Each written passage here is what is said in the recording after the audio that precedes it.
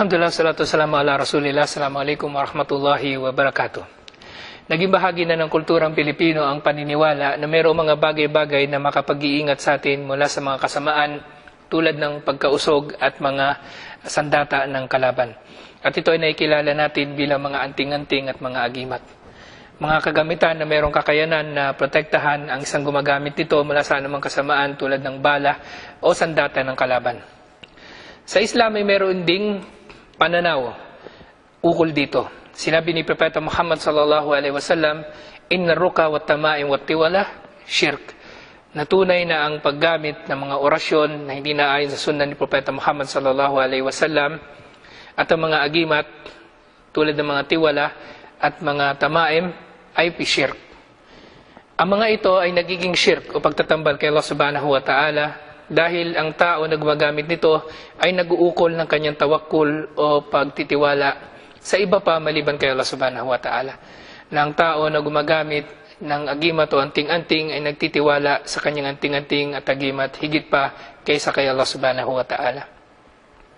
Ang tiwala at ang tamima ay mayroong magkaibang kahulugan ayon sa Islam. Ang tamima o mga tamaim ay mga bagay-bagay na isinusuot upang magdulot ng kabutihan o bilang proteksyon, samantalang ang mga tiwala ay mga bagay-bagay, mga larawang guhit na nagiging dahilan upang ito ay magkaroon ng kapangyarihan na makapag-ingat sa tao na gumagamit o may daladala nito. Sa atin sa Pilipinas, nakikilala lamang ang mga ito, ang tiwalatang tamaim, sa katagang agimat o mga anting-anting. Meron dalawang nakikilalang uri ng mga tiwala o mga tamaim o mga agimat o mga anting-anting. Ito ay ang mga agimat at anting-anting na binubuo ng mga salita ni Allah subhanahu wa ta'ala tulad ng mga aya mula sa Quran na sinusulat sa papel, sa isang maliit na papel at sinusuot ng isang tao.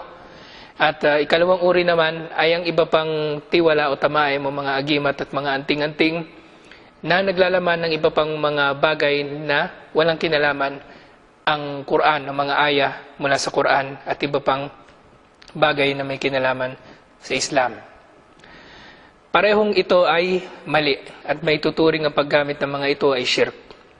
Ang paggamit ng mga anting-anting o mga agimat kahit pa ang mga ito ay naglalaman ng mga aya mula sa Quran ay mali dahil unang-una ang mga aya mula sa Quran ay hindi ibinaba upang gawing anting-anting o agimat.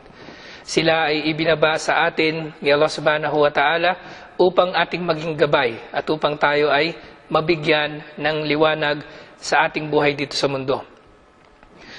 Ang paggamit din ng mga anting-anting na naglalaman ng mga salita ni Allah subhanahu wa ta'ala ay nagiging masama dahil sa ito ay isang uri ng paglapastangan sa Quran, lalo na kung ang isang tao ay papasok sa palikuran at dala-dala niya ang mga anting-anting na ito na may nakasulat na mga aya mula sa Quran.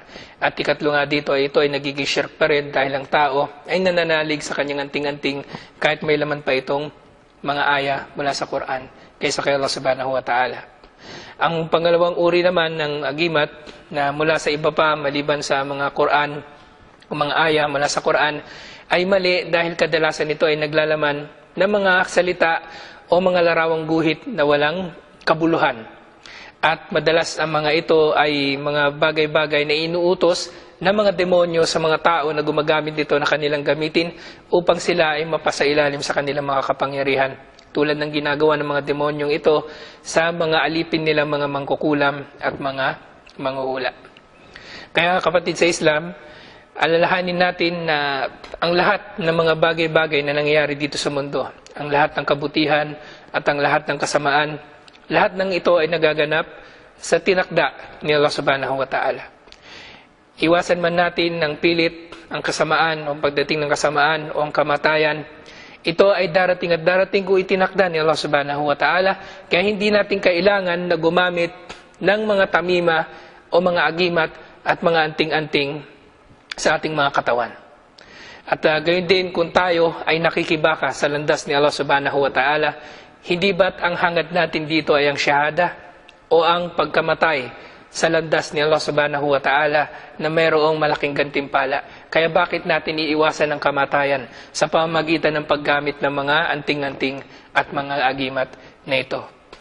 At alalahanin natin na ang Quran ay ibinaba ni Allah subhanahu wa ta'ala upang ating maging gabay at hindi upang maging agimat at anting-anting. At ito ang mensahe natin para sa araw na ito. Assalamualaikum warahmatullahi wabarakatuh.